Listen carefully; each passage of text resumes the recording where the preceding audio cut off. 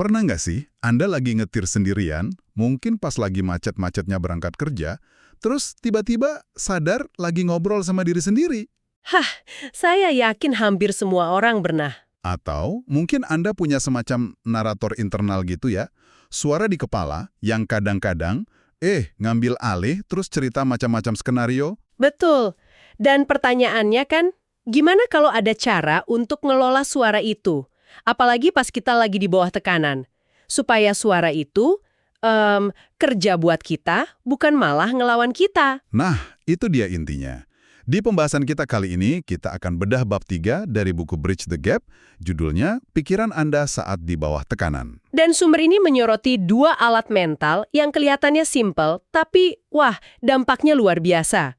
Ada jarak psikologis sama efek kalidoskop. Jadi, misi kita hari ini adalah untuk paham gimana sih cara kerja narator batin kita itu? Dan yang lebih penting lagi, gimana kita bisa secara sadar mengubah perspektif kita, biar bisa komunikasi lebih baik, ngurangin stres, apalagi di situasi kerja yang ya tahu sendirilah penuh tantangan. Oke, kita mulai dari sebuah cerita yang menarik banget dari buku ini.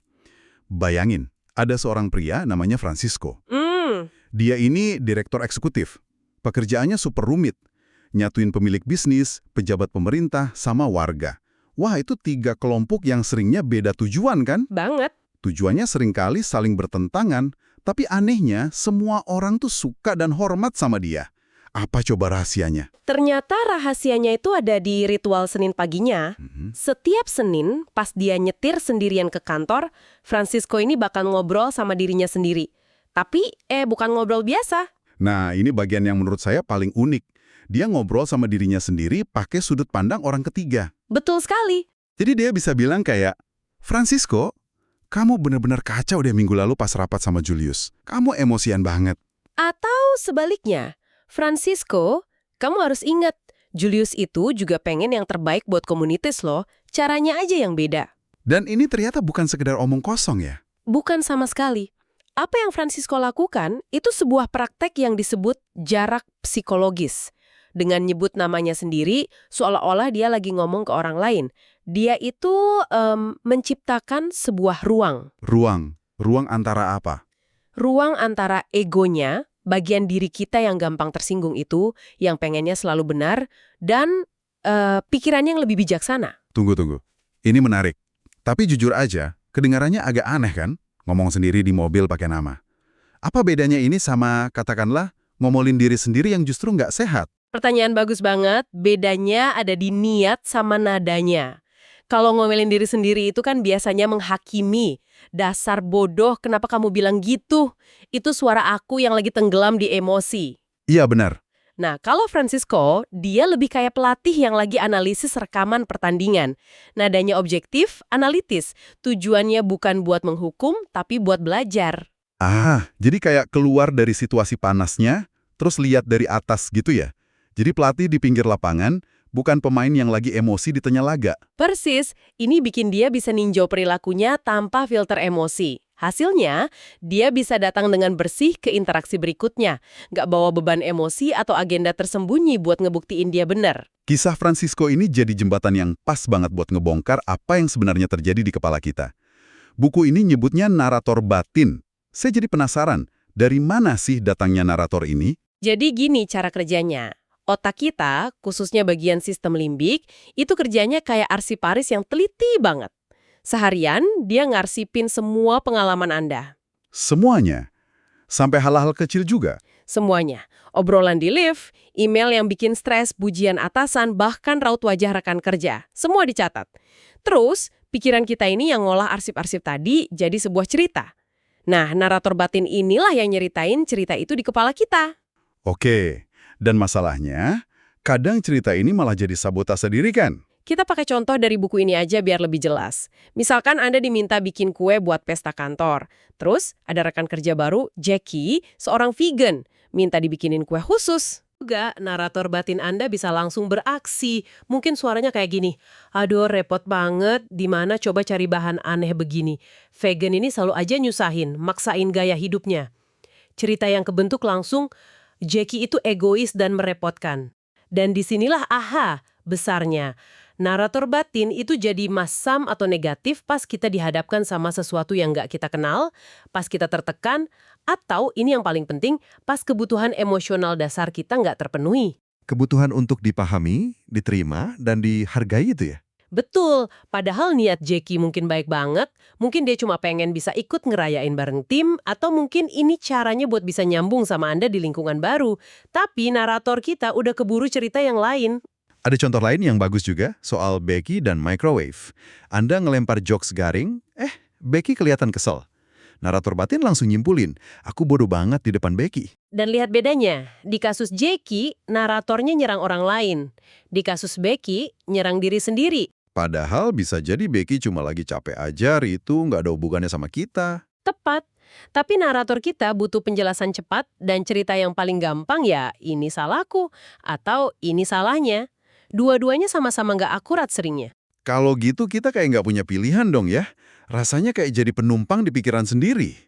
Nah, disinilah buku ini nawarin alat kedua yang keren banget. Efek kaleidoskop. Kaleidoskop, mainan anak-anak itu. Yang tabung, terus ada kaca-kaca berwarna di dalamnya. Iya yang itu. Ingat kan, setiap kali Anda putar sedikit aja, kepingin kacanya langsung jatuh dan nyebentuk pola baru yang indah. Sama sekali beda dari sebelumnya. Buku ini nekenin kalau ini tuh lebih dari sekedar membingkai ulang atau reframing. Jauh lebih dari itu. Kalau reframing itu kayak ambil foto dari sudut beda. Efek kaleidoskop ini lebih radikal. Ini soal mengguncang semua kepingan info yang ada dan ngebiarin mereka ngebentuk gambar yang benar-benar baru. Artinya, pas narator batin bilang, pokoknya begitulah kenyataannya, kita punya pilihan untuk nggak langsung percaya gitu. Kita bisa secara sadar muter kaleidoskop kita. Kita nggak harus nerima cerita pertama yang muncul di kepala kita. Tapi, muter kaleidoskop ini kedengarannya lebih gampang diomongin daripada dilakuin nggak sih? Apalagi kalau kita lagi emosi atau stres, rasanya susah banget cari perspektif lain pas narator batin kita udah teriak-teriak. Ini pertanyaan kunci. Triknya bukan maksa diri buat langsung mikir positif. Itu malah bisa jadi bumerang. Langkah pertamanya justru ngakuin cerita awal dari si narator batin. Oh, jadi didengerin dulu nggak dilawan? Betul, didengerin dulu tanpa dihakimi. Oke, aku dengar kamu. Kamu bilang Jackie ini merepotkan. Kasih ruang dulu buat suara itu. Baru setelah itu kita ajukan pertanyaan lembut. Apa ada kemungkinan cerita lain di sini? Dan itu yang memulai putaran kaleidoskopnya ya. Tepat. Balik ke contoh Jackie. Setelah ngakuin rasa frustrasi, Anda bisa mulai muter. Oke, mungkin ini bukan beban. Mungkin ini tantangan kuliner. Puter lagi. Atau mungkin ini cara Jackie buat bisa akrab sama aku. Setiap putaran bikin gambar baru, dan tiba-tiba cerita Jackie merepotkan itu bukan satu-satunya pilihan lagi. Ini juga yang Francisco lakuin sama Julius. Narator batinnya pasti awalnya bilang Julius ini penghalang, keras kepala. Tapi dia putar kaleidoskopnya. Dia cari kesamaan, sekecil apapun. Dan dia nemuin. Apa itu? Ternyata mereka berdua sama-sama pengen tempat parkir di depan toko Julius diperbaiki. Dari situ mereka bisa mulai ngobrol. Tapi gimana kalau orang lain itu memang perilakunya nyusahin? Apa efek kaleidoskop ini artinya kita harus jadi naif? Nggak sama sekali. Ini poin penting. Ini bukan berarti Anda harus setuju sama perilaku buruk. Tujuannya bukan buat ngubah orang lain, tapi buat ngelola respons internal Anda sendiri. Biar kita bisa bertindak lebih efektif gitu ya? Benar. Katakanlah rekan kerja terus telat deadline. Cerita pertama, dia pemalas. Kalau Anda bertindak dari situ, mungkin Anda langsung marah. Tapi kalau Anda putar kaleidoskop, mungkin dia kewalahan, atau mungkin ada masalah pribadi. Cerita baru ini bukan membenarkan, tapi ngasih Anda titik masuk yang lebih konstruktif buat mulai percakapan. Oke, jadi ini bukan tentang ngabain masalah, tapi milih cerita internal yang paling memberdayakan kita buat nyelesain masalah itu. Anda merangkumnya dengan sempurna. Kalau gitu, mari kita simpulkan. 2 alat utama dari bab ini, pertama, praktekkan jarak psikologis kayak Francisco. Coba deh ngobrol sama diri sendiri dari sudut pandang orang ketiga.